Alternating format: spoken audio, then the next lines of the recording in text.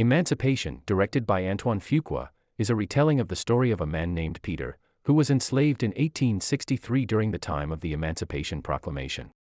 In Louisiana in 1863, an enslaved person named Peter, Will Smith, is torn away from his wife Dodie and Charmaine Bingwa, and their children just before they are all set to be moved to a new plantation in Clinton.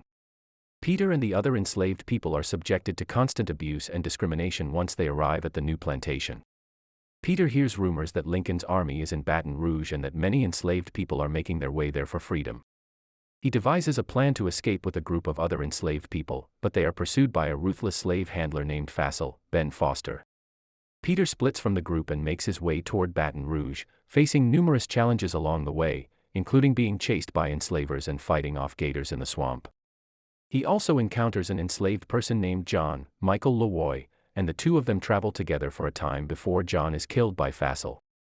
Peter eventually comes across a burned-down house where a slave girl dies in his arms.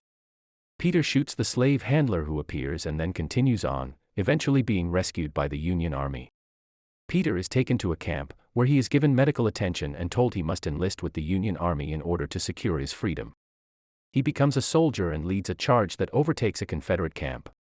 The Union Army frees the enslaved people on Peter's old plantation, and Peter is finally reunited with his wife and children.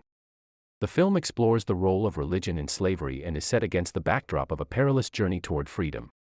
Will Smith plays Peter and transforms himself physically to play the character, adopting a scarred and unkempt look. The film, however, needs to catch up in terms of character development and needs more subversiveness or humanization.